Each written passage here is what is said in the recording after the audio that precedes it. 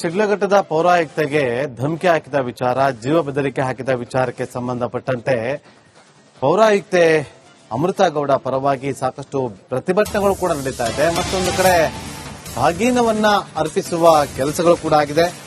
ಕರವೇ ಸಿಂಹ ಸೇನೆಯಿಂದ ಅಮೃತಾ ಗೌಡ ಅವರಿಗೆ ಬಾಗೀನವನ್ನ ಅರ್ಪಿಸಲಾಗಿದೆ. ರೇಷ್ಮೆ ಸೀರೆ, ಹೂವು, ಹಣ್ಣು, ಅರಿಶಿನ, ಕುಂಕುಮ ನೀಡಿ ಗೌರವಿಸಲಾಗಿದೆ. ಬಾಗಿನವನ್ನ ಪಡೆದು ಪೌರಾಯುಕ್ತೆ ಅಮೃತಾ ಗೌಡ ಭಾವುಕರಾಗಿದ್ದಾರೆ. ಕರ್ನಾಟಕಕ್ಕೆ ನಿಮ್ಮ ನೋಡಿ ಕಲಿಯುವಂಥದ್ದು ಬಹಳಷ್ಟು ಮಾದರಿ ಆಗಿದೆ ಅಂತ ನಾನು ಹೇಳಲಿಕ್ಕೆ ಬಯಸ್ತೇನೆ.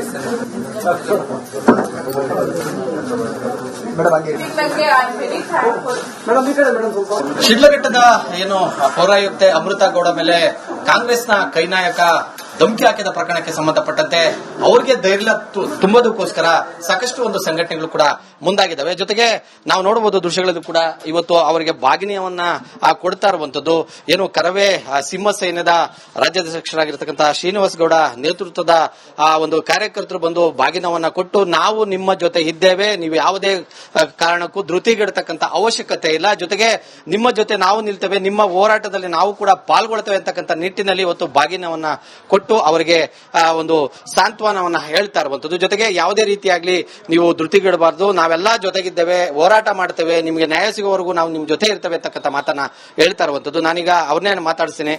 ಸರ್, ಇವತ್ತು ಒಂದು ಬಾಗಿನವನ್ನ ಅರ್ಪಿಸ್ತಾ ಇದ್ರಿ, ಯಾವ ರೀತಿ ಅವರಿಗೆ ಒಂದು ಸ್ಥೈರ್ಯನ ತುಂಬ್ತೀವಿ?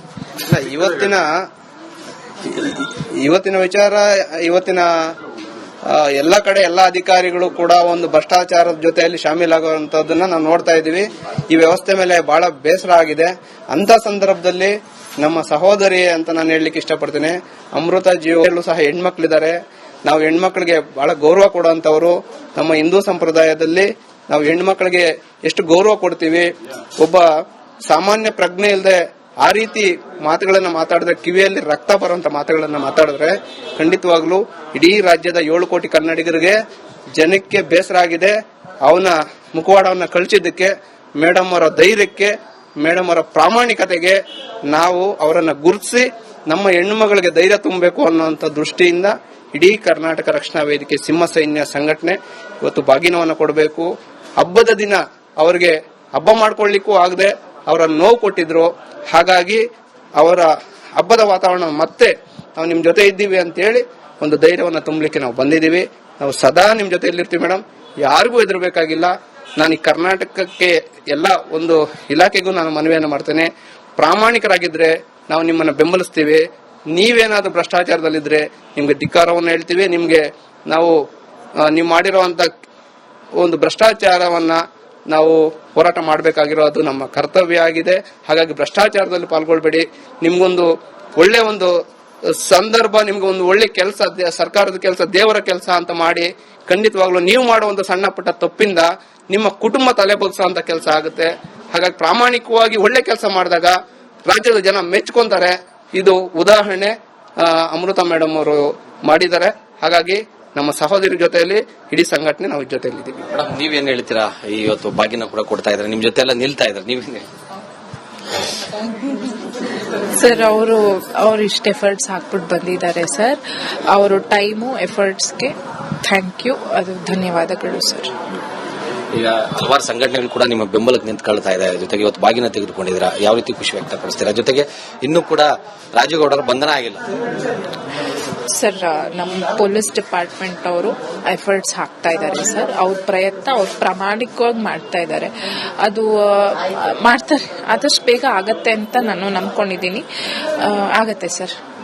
ಮತ್ತೊಂದು ಏನು ಅಮೃತಾ ಗೌಡ ಅವರ ಮಾತಾಗಿರುವಂತದ್ದು, ಇವತ್ತು ಬಾಗಿನವನ್ನ ಕೊಟ್ಟು ನಮಗೆ ಧೈರ್ಯವನ್ನ ತುಂಬಿದ್ದಾರೆ. ಜೊತೆಗೆ ಎಲ್ಲ ಒಂದು ಸಂಘಟನೆಯವರು ನಮ್ಮ ಜೊತೆ ನಿಂತಿರೋದಕ್ಕೆ ನಾನು ಅವರಿಗೆ ನಿಜವಾಗ್ಲೂ ಅಭಿನಂದನೆಯನ್ನ ಸಲ್ಲಿಸ್ತೇನೆ ಅಂತಕ್ಕಂಥ ಮಾತನ್ನ ಹೇಳ್ತಾ ಇರುವಂತದ್ದು. ಕ್ಯಾಮರಾಮನ್ ಶಿವಕುಮಾರ್ ಜೊತೆ ಮಂಜುನಾಥ್ ದಿನ್ನೂರು, ರಿಪಬ್ಲಿಕ್ ಕನ್ನಡ, ಚಿಕ್ಕಬಳ್ಳಾಪುರ.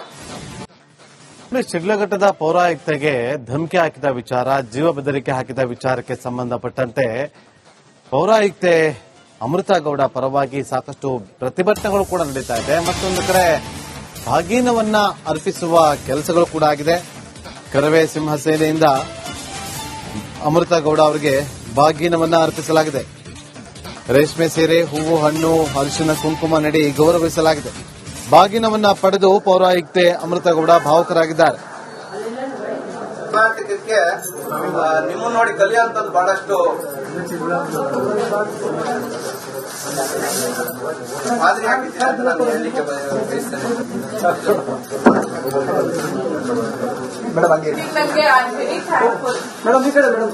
ಶಿಡ್ಲಘಟ್ಟದ ಏನು ಪೌರಾಯುಕ್ತೆ ಅಮೃತಗೌಡ ಮೇಲೆ ಕಾಂಗ್ರೆಸ್ನ ಕೈನಾಯಕ ಧಮಕಿ ಹಾಕಿದ ಪ್ರಕರಣಕ್ಕೆ ಸಂಬಂಧಪಟ್ಟಂತೆ ಅವರಿಗೆ ಧೈರ್ಯ ತುಂಬೋದಕ್ಕೋಸ್ಕರ ಸಾಕಷ್ಟು ಒಂದು ಸಂಘಟನೆಗಳು ಕೂಡ ಮುಂದಾಗಿದ್ದಾವೆ. ಜೊತೆಗೆ ನಾವು ನೋಡಬಹುದು ದೃಶ್ಯಗಳಲ್ಲೂ ಕೂಡ ಇವತ್ತು ಅವರಿಗೆ ಬಾಗಿನಿಯವನ್ನ ಕೊಡ್ತಾ ಇರುವಂತದ್ದು ಏನು ಕರವೇ ಸಿಂಹ ಸೈನ್ಯದ ರಾಜ್ಯಾಧ್ಯಕ್ಷರಾಗಿರ್ತಕ್ಕಂತಹ ಶ್ರೀನಿವಾಸ ಗೌಡ ನೇತೃತ್ವದ ಒಂದು ಕಾರ್ಯಕರ್ತರು ಬಂದು ಬಾಗಿನವನ್ನ ಕೊಟ್ಟು ನಾವು ನಿಮ್ಮ ಜೊತೆ ಇದ್ದೇವೆ, ನೀವು ಯಾವುದೇ ಕಾರಣಕ್ಕೂ ಧೃತಿಗೆಡತಕ್ಕಂತ ಅವಶ್ಯಕತೆ ಇಲ್ಲ, ಜೊತೆಗೆ ನಿಮ್ಮ ಜೊತೆ ನಾವು ನಿಲ್ತೇವೆ, ನಿಮ್ಮ ಹೋರಾಟದಲ್ಲಿ ನಾವು ಕೂಡ ಪಾಲ್ಗೊಳ್ತೇವೆ ಅಂತಕ್ಕಂಥ ನಿಟ್ಟಿನಲ್ಲಿ ಇವತ್ತು ಬಾಗಿನವನ್ನ ಕೊಟ್ಟು ಅವರಿಗೆ ಒಂದು ಸಾಂತ್ವನವನ್ನ ಹೇಳ್ತಾ ಇರುವಂತದ್ದು. ಜೊತೆಗೆ ಯಾವುದೇ ರೀತಿಯಾಗ್ಲಿ ನೀವು ಧೃತಿಗೆಡಬಾರ್ದು, ನಾವೆಲ್ಲಾ ಜೊತೆಗಿದ್ದೇವೆ, ಹೋರಾಟ ಮಾಡ್ತೇವೆ, ನಿಮಗೆ ನ್ಯಾಯ ಸಿಗೋವರೆಗೂ ನಾವು ನಿಮ್ ಜೊತೆ ಇರ್ತೇವೆ ಅಂತಕ್ಕಂಥ ಮಾತನ್ನ ಹೇಳ್ತಾ ಇರುವಂತದ್ದು. ನಾನೀಗ ಅವ್ರನ್ನೇ ಮಾತಾಡ್ತೀನಿ.